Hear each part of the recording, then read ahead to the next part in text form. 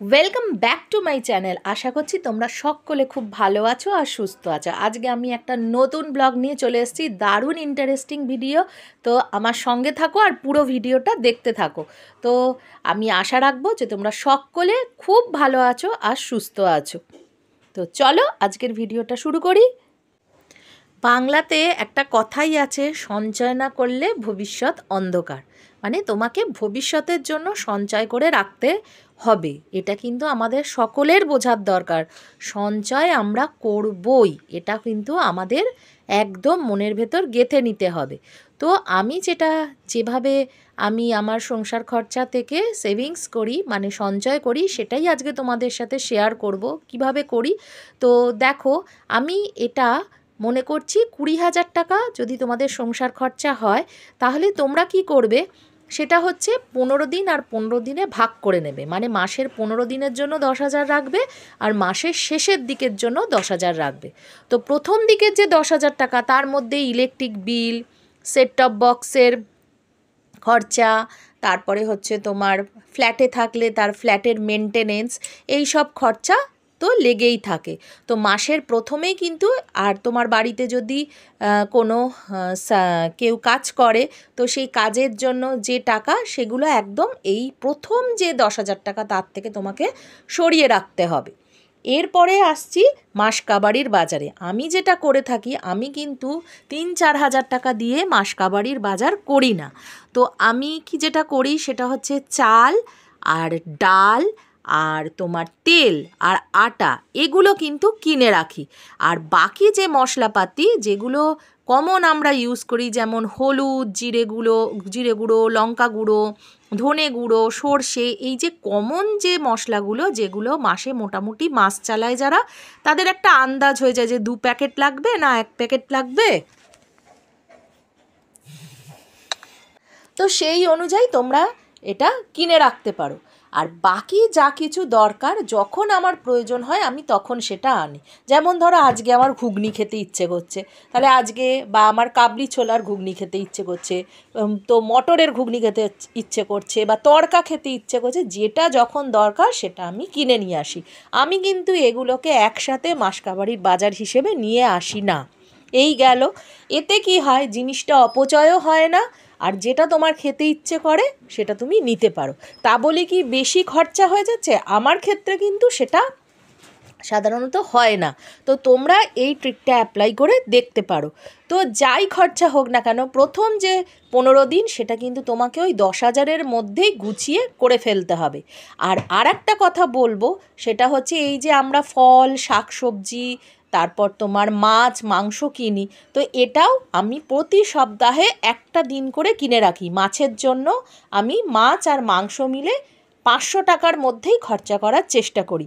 আর সবজিও হচ্ছে মোটামুটি যেটা সপ্তাহে লাগবে সেটা 200 থেকে 300 টাকার মধ্যে হয়ে যায়, ফল সমেত। এবার যদি না হয় তাহলে কি করি, যদি তা নাও হয় তাহলে কি না খেয়ে থাকবো? তা কিন্তু নয়, যখন দরকার হয় তখন কিন্তু নিয়ে আসি। সেটা খুবই হচ্ছে কম দিন, মানে না যাতে চলে যায় সেইভাবেই আমরা চেষ্টা করি যে চালিয়ে নেবার। আর যদি না হয় তাহলেও কিন্তু কিনে নিয়ে আসি। তো এই গেল।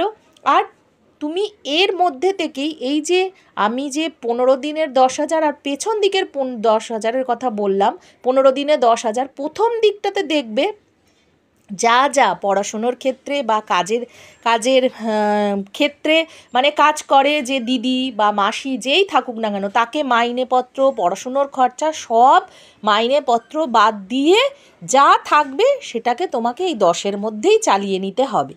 আর যদি কিছু বেঁচে থাকে, তুমি মাথায় এটাই ঢুকিয়ে নেবে যে 15 দিন চলাকালীন যদি কিছু বেঁচে থাকে সেটা কিন্তু তোমার সেভিংস। তাহলে সেভিংসের দায়িত্ব হচ্ছে তোমার, সংসার খরচা চালানোর দায়িত্বও তোমার। তাহলে তুমি যেভাবে চালাবে তুমি সেইভাবে ততটা সেভিংস করতে পারবে। এই গেল। এবার দ্বিতীয় যে 10,000 টাকাটার কথা বলছি, দ্বিতীয় 15 দিনে, সেটা দেখবে সেখানের খরচাটা কিন্তু খুবই কম হয়। মানে সেখানের যে প্রথম দিকের যে খরচটা, সেটা তো অলরেডি অনেকটা খরচা করা হয়ে গেছে। পেছনের দিকের যে, সেটাতে হচ্ছে খুবই কম হয়।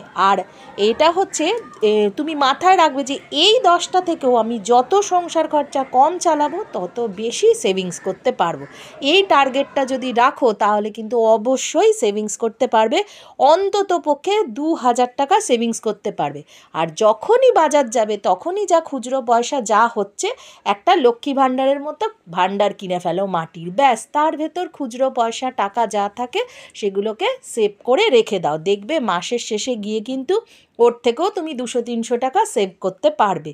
তো মোদ্দা কথা বললাম যে এই 20,000-এর মধ্যে তুমি যদি প্রত্যেক মাসে 2000 করে করে সেভ করো তাহলে দেখবে কিন্তু অনেকগুলো টাকা তুমি সঞ্চয় করতে পেরেছো মাসের শেষে। এখন আমি তোমাদেরকে দেখাবো 5-6 মাস ধরে আমি যে টাকাটা সেভ করেছি সেই টাকাটা সেভ করে আমার কাছে কত টাকা হয়েছে। তো মোটামুটি এটা হচ্ছে 1008 টাকা মতো আছে। তো 8 থেকে এই 10-এর মধ্যেই হবে। তো এই টাকাটাকে সেভ করেছি আমি, এবং আমি আরও কিছু টাকা সেভ করেছি। সেই সেভিংস টাকাটা দিয়ে আমি কিভাবে খরচা করি বা কি কিনি সেটা হচ্ছে তোমাদের সাথে অবশ্যই শেয়ার করব। এখনও পর্যন্ত আমার টার্গেটটা ফুলফিল হয়নি, যখন টার্গেটটা ফুলফিল হবে তখন তোমাদের সাথে সেটা শেয়ার করব। আর হ্যাঁ, আমার মতো তোমরাও কিন্তু একটা টার্গেট অ্যাচিভ করার চেষ্টা করবে যে আমার কাছে যদি 50,000 টাকা জমে তাহলে আমি এই জিনিসটা কিনবো। অনেকে সার্টিফিকেট কিনতে পারো ব্যাংকের, অথবা অনেকে হচ্ছে সোনার জিনিসও কিনতে পারো। তো গোল্ড জিনিসের প্রতি অনেকেরই হচ্ছে শখ থাকে। তো গোল্ড জিনিসটা এমনই জিনিস, তুমি ওই জিনিসটাকে কিন্তু পরিবর্তন করে মানে পরবর্তীকালে কিন্তু এটাকে মানে চেঞ্জ করে তুমি অন্য কোনো নতুন জিনিস নিতে পারো। এখন তো তোমরা জানোই সঠিক সোনার জিনিস কিনলে সেটা পুরো ওজন অনুযায়ী তোমাকে একদম এক্সচেঞ্জ করে নতুন জিনিস দিয়ে দেবে। তো তোমার পুরোটাই সেভিংস থাকবে। তো আশা করছি আমি কিভাবে সেভ করি বা সেভিংস করি তোমাদের বোঝাতে পেরেছি। তোমরাও আমি চাইবো ভবিষ্যতের জন্য অবশ্যই সেভিংস করো। কে কিভাবে করো আমাকে কিন্তু কমেন্ট বক্সে জানাবে। আর একটা লাইক, কমেন্ট, শেয়ার করতে ভুলবে না। চ্যানেলটাকে সাবস্ক্রাইব করে আমার পাশে থেকো। Thank you.